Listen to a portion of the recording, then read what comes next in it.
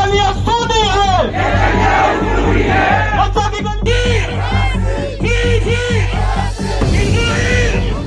ভারত উত্তাল হয়ে উঠেছে বিক্ষোভ আর প্রতিবাদের ঝড়ে। বিক্ষোভকারীদের ভাষ্য, ইসরায়েলকে ভারত সরকার অর্থ সহায়তা দিয়ে যাচ্ছে আর ওদিকে গাজা পুড়ছে।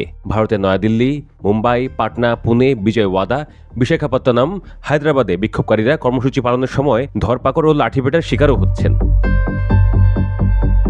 গাজায় ইসরায়েলের আগ্রাসনে 2 বছর পূর্ণ হওয়া উপলক্ষে বিশ্বে অন্যান্য দেশের মতো ভারতেও এ নিয়ে তাওয়া গরম। রোববার থেকে শুরু হওয়া এই বিক্ষোভ কর্মসূচি থেকে আটক করা নারীদের ছেড়ে দেওয়া হয়েছে, কিন্তু পুরুষ বিক্ষোভকারীদের এখনও ছাড়া হয়নি।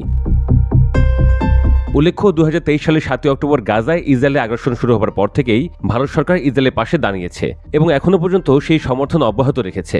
একটিবারের জন্য ইসরায়েলের বিরুদ্ধে টু শব্দটি করেনি ভারত সরকার। না থেকেছে ইসরায়েলের বিরুদ্ধে নিষেধাজ্ঞার কোনো ফোরামে, না থেকেছে ইসরায়েলের বিরুদ্ধে আন্তর্জাতিক আদালতে মামলার সময়। শুধু অর্থ সহযোগিতায় নয়, ড্রোন, বোমা, বিস্ফোরক, যুদ্ধ সরঞ্জাম দিয়েও ইসরায়েলকে একটানা সহযোগিতা করে যাচ্ছে ভারত সরকার। এমনকি ভারত থেকে 20,000 কর্মীও পাঠানো হয়েছে ইসরায়েলে, নির্মাণ ও সেবা খাতে। গণমাধ্যমগুলো বলছে, ভারতীয় ওই 20,000 কর্মী ফিলিস্তিনি কর্মীদের প্রতিস্থাপক হিসেবে গিয়েছেন। গণমাধ্যমগুলো বলছে, ভারতের বিক্ষোভকারীরা ইউরোপের বিক্ষোভকারীদের তুলনায় শান্ত, তবে অভিন্নভাবে ভারতেও ইসরায়েলি আগ্রাসনের বিরুদ্ধে তীব্র নিন্দা ও প্রতিবাদের আওয়াজ তোলা হচ্ছে। স্লোগানে বিক্ষোভকারীরা ভারত সরকারকে ইসরায়েলের সাথে সম্পর্ক ছিন্ন করতে বলছে।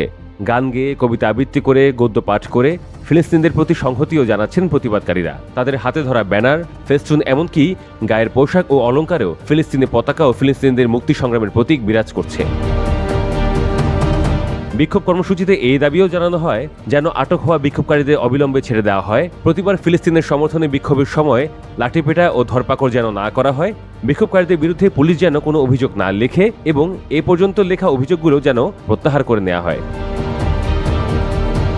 ভারতের সেন্টার ফর ফাইন্যান্সিয়াল অ্যাকাউন্টেবিলিটি গত মাসের শেষ দিকে এটির প্রতিবেদন প্রকাশ করে। সেখানে উল্লেখ করা হয়, গত 2 বছর ধরে ভারতের সরকারি ও বেসরকারি বিভিন্ন প্রতিষ্ঠান বিনিয়োগ ও অংশীদারিত্ব বাড়ানোর মাধ্যমে ইসরায়েলের যুদ্ধ অর্থনীতিকে চাঙ্গা রেখেছে। বিক্ষোভকারীরা বলে চলেছেন, ভারত ও ইসরায়েল উভয় দেশের সরকারই কট্টরপন্থী ও চরম ডানপন্থী, হিন্দুত্ববাদ যা, জায়নবাদও তা। এমন মন্তব্য শোনা গেছে বিক্ষোভ থেকে। একজন ফ্যাসিস্টকে আরেকজন ফ্যাসিস্টই সমর্থন করবে, এটাই স্বাভাবিক, এমন মন্তব্য করে বিক্ষোভকারীরা ইসরায়েলের সঙ্গে যাবতীয় সম্পর্ক থেকে সরে আসতে ভারতের প্রধানমন্ত্রী নরেন্দ্র মোদীর প্রতি আহ্বানও জানান।